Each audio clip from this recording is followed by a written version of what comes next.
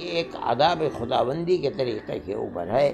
ہمیں اس عذاب خداوندی اور اللہ کے غصے سے نجات پانے کے لیے ہم مذہبی اعتبار سے یہ بات کہتے ہیں کہ صدقہ سب سے بڑی چیز ہے جو اللہ کے غصے کو ٹھنڈا کرنے والی ہے۔